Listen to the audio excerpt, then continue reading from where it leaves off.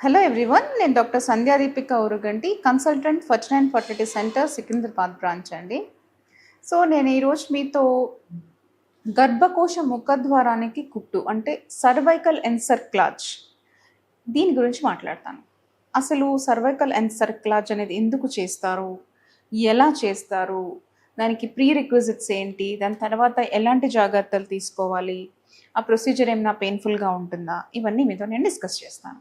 గర్భకోశ ముఖద్వారం అంటే మామూలుగా యూట్రస్ అనేది ఇలా బాడీ అండ్ సర్విక్స్, ఈ పార్ట్ని గర్భకోశ ముఖద్వారం అంటాం, అంటే సర్విక్స్ అన్నమాట. సో నార్మల్గా ఒక ప్రెగ్నెన్సీ వచ్చినప్పుడు ఈ సర్విక్స్ అనేది క్లోజ్డ్గా ఉంటుంది టిల్ డెలివరీ వరకు ఇది ఓపెన్ అనేది అవ్వదు అనమాట. ఒకవేళ ఈ సర్విక్స్ స్ట్రాంగ్గా లేకపోతే, అంటే సర్వైకల్ ఇన్కాంపిటెన్స్ లేకపోతే ఇన్సఫిషియన్సీ అని అంటాం, అలాంటి పరిస్థితిలో ఇది ప్రీమెచ్యూర్గానే అంటే 5వ నెల 4వ నెల ఇలా ఎర్లీగానే ఇది ఓపెన్ అప్ అయిపోతుంది. సో అలా అయితే ప్రీమెచ్యూర్గా బేబీ డెలివరీ అయిపోతుంది అనమాట. సో ఈ ప్రాబ్లమ్ని సర్వైకల్ ఇన్కాంపిటెన్స్ అంటాం. సో ఈ ప్రాబ్లమ్ని మనం ముందుగానే ప్రిడిక్ట్ చేసి అది జరగకుండా ఆపే విధానంలోనే ఈ సర్వైకల్ స్టిచ్ అనేది వేస్తామన్నమాట. సో నార్మల్గా సర్వైకల్ లెంత్ 2.5 సెంటీమీటర్ కంటే తక్కువ ఉన్నప్పుడు ఈ సర్వైకల్ స్టిచ్ అనేది వేస్తాము. అంటే దాన్ని అల్ట్రాసౌండ్ ఇండికేటెడ్ సర్క్లాజ్ అంటాం. అంటే మనం స్కాన్ ద్వారా చూసి, స్కాన్లో ఈ లెంత్ తక్కువ ఉంది కాబట్టి ఇది తొందరగానే ఓపెన్ అయ్యే అవకాశం ఉంటుందని స్టిచ్ వేస్తాము. ఇలా కాకుండా కొంతమందికి previous history of second trimester abortions అంటాం, అంటే 5వ నెల 4వ నెల 6వ నెల ఇలాగా ఎర్లీగా పెయిన్లెస్ అబార్షన్, సర్విక్స్ ఓపెన్ అయిపోయి బేబీ బయటకు వచ్చేసే హిస్టరీ ఉన్న పేషెంట్స్లో మనం ముందుగానే దాన్ని ప్రిడిక్ట్ చేసి నెక్స్ట్ కన్సీక్వెంట్ ప్రెగ్నెన్సీలో అలా జరగకుండా స్టిచ్ అనేది వేస్తాము. ఇంకా ఫైబ్రాయిడ్స్, అంటే ఎక్కువ ఫైబ్రాయిడ్స్ ఉన్న యూట్రస్ మీద ప్రెగ్నెన్సీ వచ్చినప్పుడు స్టిచ్ అనేది ప్రిఫర్ చేస్తాం, ఎందుకంటే వాళ్ళలో సర్వైకల్ ఇన్కాంపిటెన్స్ ఎక్కువ ఉంటుంది. అది కాకుండా యూట్రైన్ అనామలీస్, నార్మల్గా abnormal shapes abnormal sizes of uterus ఉన్నప్పుడు కూడా మనం సర్వైకల్ స్టిచ్ అనేది ప్రిఫర్ చేస్తాం. అది కాకుండా ట్విన్ ప్రెగ్నెన్సీస్, యూజువల్గా నార్మల్గా ట్విన్ ప్రెగ్నెన్సీస్ అన్నప్పుడు కూడా సర్విక్స్ అర్లీగా ఇన్కాంపిటెన్స్లోకి వెళ్ళే రిస్క్ ఉంటుంది కాబట్టి ట్విన్ ప్రెగ్నెన్సీస్లో కూడా మనం ఈ స్టిచ్ అనేది ప్రిఫర్ చేస్తాం. ఇవి ఎక్కువ ఐవీఎఫ్ ప్రెగ్నెన్సీస్, అంటే దే ఆర్ ప్రెషస్ ప్రెగ్నెన్సీస్ కాబట్టి వాళ్ళల్లో అర్లీగానే we prefer to do scans, identify చేసి సర్వైకల్ లెంత్ అంతా ఐడెంటిఫై చేసి స్టిచ్ అనేది వేస్తాం. సో ఈ స్టిచ్ ఎలా వేస్తాము, ఏ రకాలు ఉంటాయి అన్నది కూడా నేను మీకు చెప్తాను.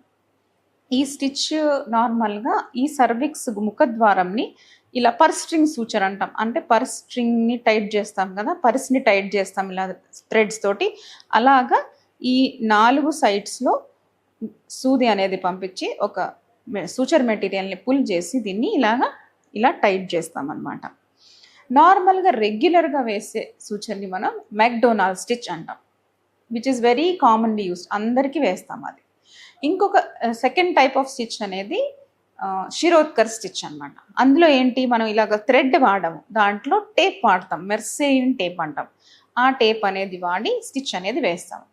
అండ్ అది కొంచెం హయ్యర్గా ప్లేస్, కొంచెం మెక్డొనాల్డ్ స్టిచ్ కిందన వేస్తే శిరోద్కర్ స్టిచ్ అనేది ఇంకొంచెం పైకి వేస్తాం అన్నమాట. కొంచెం పైకి వెళ్ళి మన యూరినరీ బ్లాడర్ని పైకి పుష్ చేసి అక్కడ స్పేస్ చేసి అక్కడ స్టిచ్ వేస్తాం. This is a very very strong stitch అనమాట. మెక్డొనాల్డ్స్ కంటే శిరోద్కర్స్ అనేది చాలా స్ట్రాంగ్ స్టిచ్. అండ్ ఫార్చునేట్లీ అది మన ఇండియన్ డాక్టరే ఇన్వెంట్ చేశారు, అంటే కనుక్కున్నారు ఆ స్టిచ్ని అనమాట.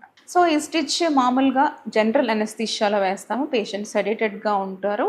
అండ్ మనం మొత్తం వెజైనా ద్వారా వేస్తాం, ఇది పొట్ట కోసి వేసే పద్ధతి కాదు, కింద నుంచే వేస్తాం అనమాట. సో చాలా సింపుల్ ప్రొసీజర్, 5-10 నిమిషాల్లోనే ప్రొసీజర్ అనేది అయిపోతుంది. ఒక తర్వాత అనెస్థీషియా నుంచి పేషెంట్ బయటకు వచ్చి ఇంటికి కూడా వెళ్ళిపోవచ్చు. సో ఈ స్టిచ్ వేసిన తర్వాత ఎలాంటి జాగ్రత్తలు తీసుకోవాలి అంటే, నార్మల్ రెగ్యులర్ యాక్టివిటీస్ చేసుకోవచ్చు, స్ట్రెనోస్ యాక్టివిటీస్ జనరల్గా అవాయిడ్ చేస్తే మంచిది. అండ్ నార్మల్గా మెడిసిన్స్, ఇంజెక్షన్స్ అనేవి తీసుకోవచ్చు. అండ్ రెగ్యులర్ కేర్ అనేది తీసుకోవాల్సి ఉంటుంది. స్ట్రిక్ట్ బెడ్ రెస్ట్ అయితే అవసరం ఉండదు, బట్ స్ట్రెనోస్ యాక్టివిటీస్ అయితే అవాయిడ్ చేయాల్సి ఉంటుంది అనమాట. సో ఈ స్టిచ్ చాలా 90% పేషెంట్స్లో ఈ స్టిచ్ వల్ల ట్రీట్మెంట్ అనేది సరిపోతుంది. కొంతమందికి ఇలా స్టిచ్ వేసినా కూడా రికరెంట్గా అబార్షన్ అనేది అవుతూ ఉంటుంది. అలాంటి వాళ్ళల్లో అబ్డామినల్ సర్క్లాజ్ అనేది వేస్తాం. అంటే లాప్రోస్కోపికల్గా దుర్బిన్ ద్వారా పొట్ట నుంచి వెళ్ళి ఇంకా పైకి సర్విక్స్ పై భాగంలో స్టిచ్ అనేది వేస్తాం. ఈ స్టిచ్ లాప్రోస్కోపికల్గా వేస్తాం. ప్రెగ్నెంట్ స్టేట్ కంటే ముందే వేస్తాం అనమాట. అండ్ ఇలా స్టిచ్ వేసినప్పుడు నార్మల్ డెలివరీ అవకాశం తక్కువ ఉంటుంది. వాళ్ళకి సిజేరియన్ సెక్షనే చేయాల్సి ఉంటుంది అనమాట. ఈ సిజేరియన్ సెక్షన్ చేసినప్పుడే ఆ స్టిచ్ కూడా మనం రిమూవ్ చేసేస్తాం. సో నార్మల్గా ఈ స్టిచ్ ఎప్పుడు రిమూవ్ చేస్తారు అంటే, ఒకవేళ వాళ్ళు నార్మల్ డెలివరీకి ట్రై చేస్తున్నప్పుడు 36 వీక్స్ తర్వాత ఎప్పుడైనా దాన్ని రిమూవ్ చేసేయచ్చు. ఒకవేళ సిజేరియన్ సెక్షన్ అయింది అంటే, సిజేరియన్ సెక్షన్ అయిన వెంటనే కింద నుంచి వెజైనా ద్వారా వెళ్ళి ఆ స్టిచ్ మనం తీసేయచ్చు అనమాట. సో ఇది సర్వైకల్ ఎన్సెఫలాలజీ యొక్క procedure, indications and post procedure care. Thank you.